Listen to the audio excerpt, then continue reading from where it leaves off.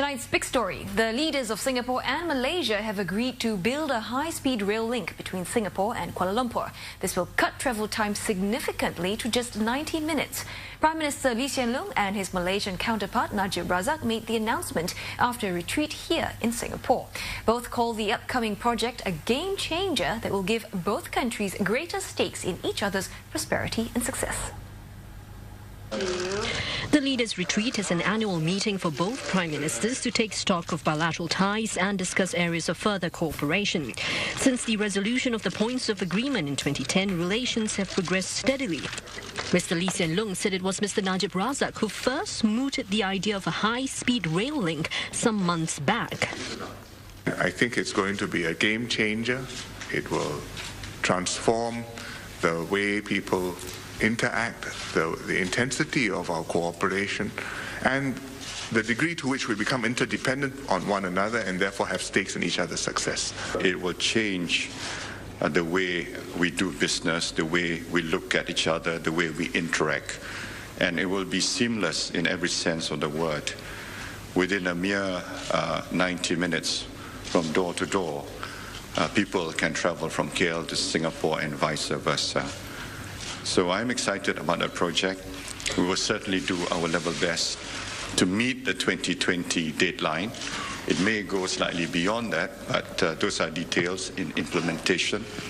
The distance between Singapore and the Malaysian capital of Kuala Lumpur is about 315 kilometers. Currently, it can take up to 8 hours by train between the two cities.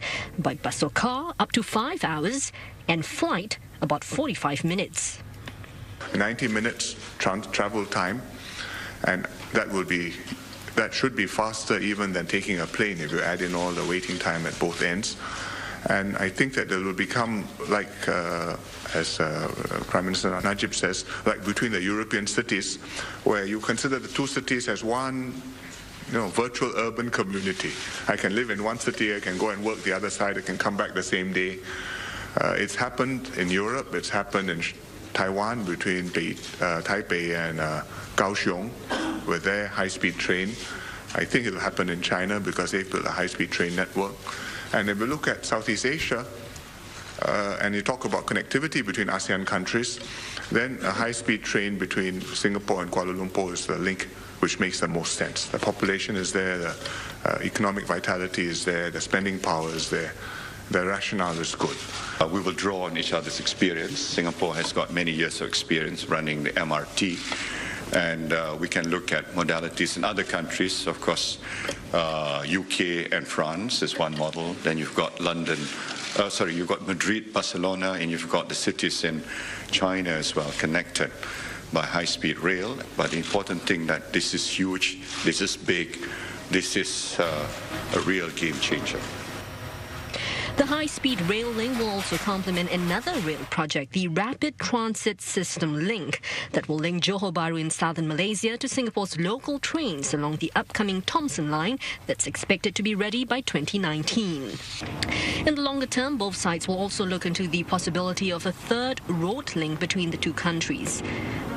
The leaders also noted the progress of the joint developments described as iconic projects in Singapore and Iskandar, Malaysia. Now, this is the fourth leaders' retreat between Mr. Najib and Mr. Lee. And with the Malaysian general election looming, Mr. Najib said he hopes to see continuity for these long-term projects. Now, the next leaders' retreat is scheduled for 2014 in Malaysia. Malaysians have welcomed the proposed high-speed rail linking Malaysia and Singapore as long overdue. Some observers say the project may boost support for Prime Minister Najib Razak's administration ahead of a crucial general election. Our Prime Minister can do whatever he wants, but to us it's like this is a necessity. It should have been done very much earlier.